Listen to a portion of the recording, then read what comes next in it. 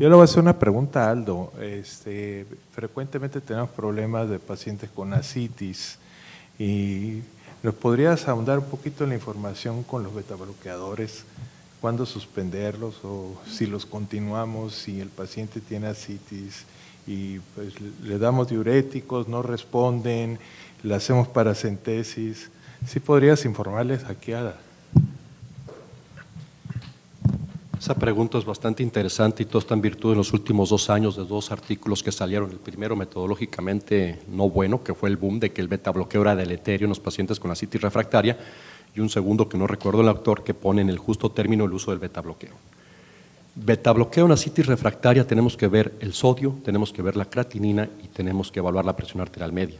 Si nos vamos a la última clasificación del Baveno, que es el consenso que rige la hipertensión por portal, específicamente el paciente que tiene sodio abajo de 125, que tiene una creatina por arriba de 1.9 y que tiene alteraciones en la presión arterial media por abajo de 90-60, que vienen siendo 70, es el que no hay que continuar el beta-bloqueo.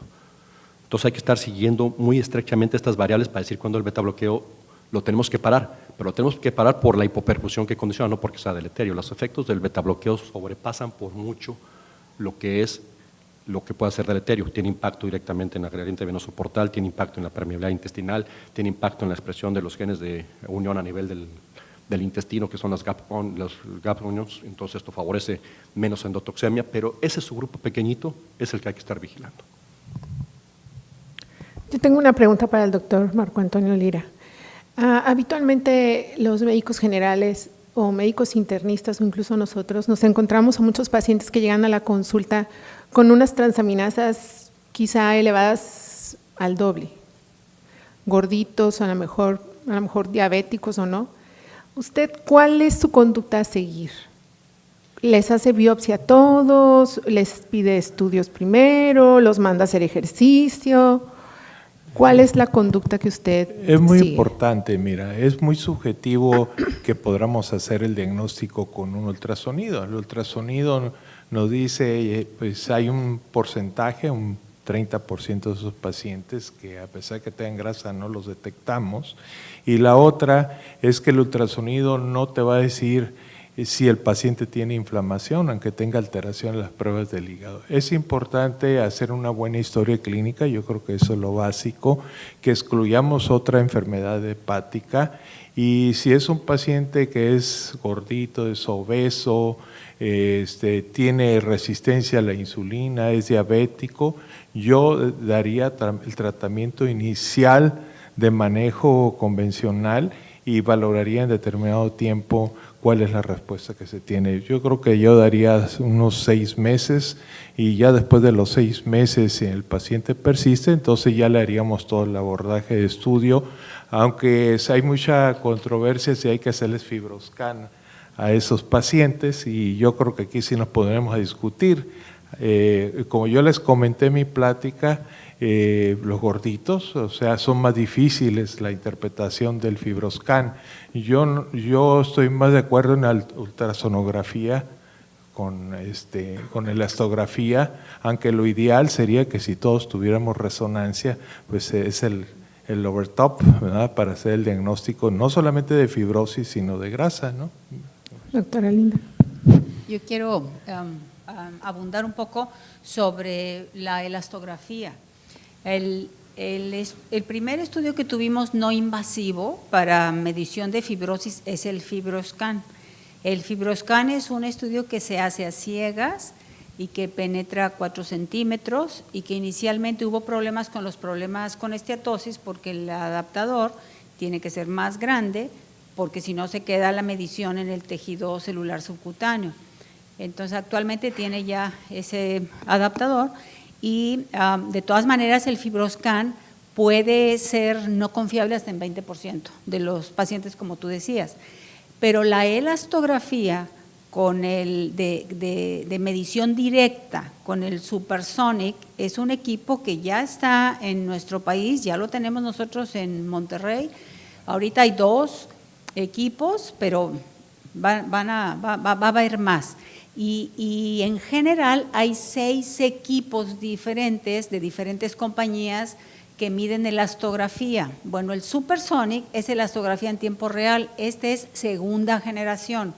Con este equipo puedes medir perfectamente la fibrosis en pacientes con ascitis, en pacientes con grasa abdominal, porque es una elastografía en tiempo real, estás viendo lo que estás midiendo, porque es un ultrasonido, es un equipo de ultrasonido y es mucho más barato que el FibroScan de primera generación. Entonces, conforme tengamos más accesibilidad a estos métodos, porque realmente la resonancia sí es la más precisa, pero es muy cara y va a ser difícil.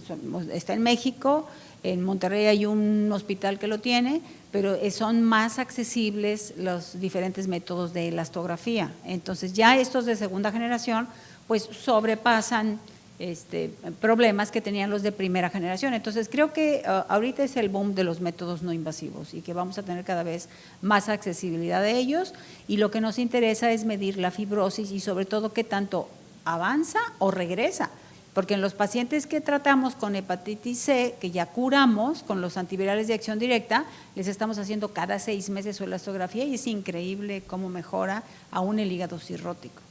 No, y dejar claro que tener alteradas las pruebas de las aminotransferasas no quiere decir que tenga fibrosis el paciente, ¿no? Entonces hay que no podemos al paciente satanizarlo que tiene un problema hepático, y cada día lo vamos a ver más frecuente en la consulta, ¿no? Entonces usted se espera 6 meses. ¿Y usted, doctora? 6 meses. 6 meses para hacerle biopsia hepática a los pacientes con probable esteatohepatitis no alcohólica. Mira, la esteatohepatitis no alcohólica tenemos varios métodos que puedes diagnosticarla correctamente. Si tienes duda diagnóstica, por ejemplo, algunos tienen autoanticuerpos positivos, aunque los autoanticuerpos son un epifenómeno, pero si tienes un ANA a un título alto, 1 a 620, por ejemplo, pues ahí sí tendrías la duda de si hay un componente autoinmune. Quizás en esos casos indicarías la biopsia. O si vas a dar alguno de estos nuevos tratamientos en donde sí es importante medir el índice NAS, que es en la biopsia hepática. Pero realmente tienes el Fibromax, tienes la elastografía que te permite medir la cantidad de esteatosis y la evolución clínica del paciente. Hay otras enfermedades como las que me tocó hablar a mí, que sí necesitas la biopsia en la colangitis biliar primaria, no en la colangitis esclerosante. La colangitis esclerosante primaria, el diagnóstico lo haces por métodos no invasivos, por colangioresonancia, por CEPRE, pero la cirrosis biliar primaria o colangitis biliar primaria sí ocupas biopsia. La hepatitis autoinmune ocupas biopsia porque las clasificaciones internacionales está la biopsia para que puedas saber objetivamente si el paciente tiene o no la enfermedad o si tiene el overlap. Pero yo creo que incluso en la esteatohepatitis se está haciendo menos biopsia que antes. Y de hecho es importante, ustedes van a su iPhone, buscan el Angulo Score y allí ustedes se puede dar una idea si realmente el paciente pues realmente está más avanzada la enfermedad o es mucho menor, ¿verdad? No es necesario hacer biopsia de primera intención, eso es muy importante. Pero sí, si el paciente es diabético, es obeso, toma alcohol, etcétera, hay que empezar con las medidas generales, no hay que poner al paciente con los pelos de arriba, ¿no? Una pregunta, de hecho, pues yo la experiencia que he obtenido es preguntando a Linda, porque Linda es una de las personas que ha tratado más colangitis biliar primaria y tiene trabajo sobre eso. Y sobre los fibratos, ¿no? Sabemos que tiene efecto antiinflamatorio en los pacientes. No tenemos el ácido betocólico, ¿no? Aquí en México todavía. Entonces, ¿qué hay sobre los fibratos? Sí, ya no lo mencioné porque ya vi de reojo que se me había acabado el tiempo, entonces ya me fui de volada, pero sí venían las diapositivas. El fenofibrato o el besafibrato tiene efectos favorables en las enfermedades colestásicas. Y sí hay que usarlo y lo tenemos. Tenemos el control y tenemos el besafibrato en sector salud para darle a estos pacientes si tienen mejoría en sus niveles de triglicéridos y en la colestasis, en fosfatasa y gamma GT. Sí hay que darlos. ¿Alguna otra pregunta que tenga? Adelante, doctor. Tres preguntitas. La primera es, actualmente ustedes nos recomiendan realizar biopsia hepática percutánea o laparoscópica, una.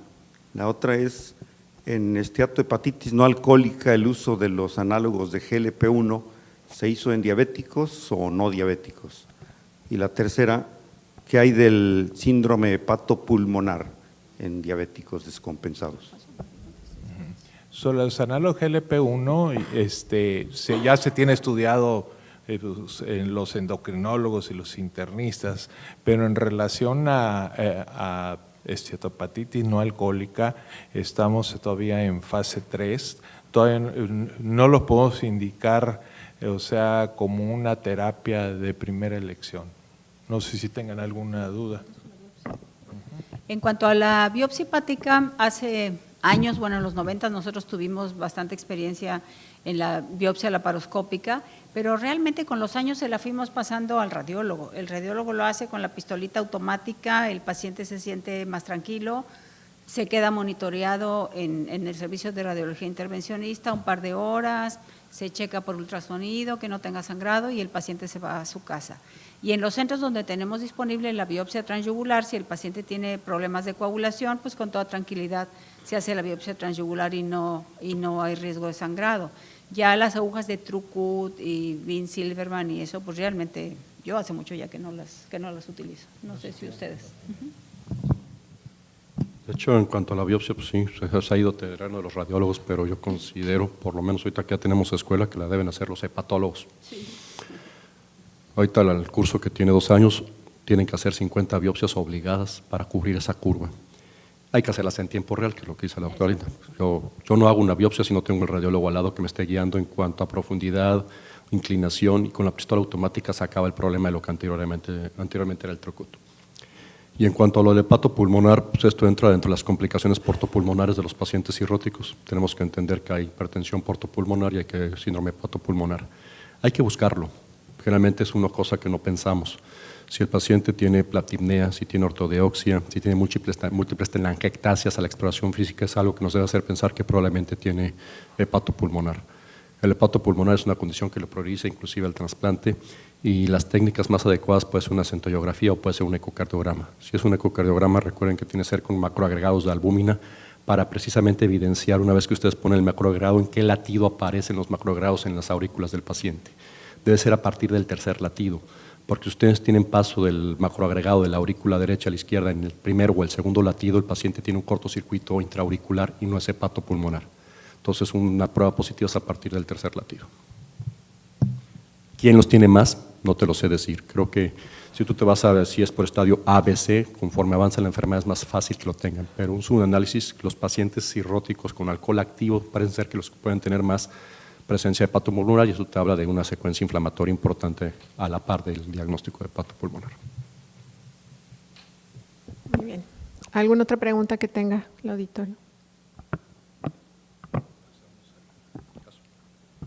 Ok, entonces damos por terminada esta mesa y vamos a pasar a lo que es el caso clínico.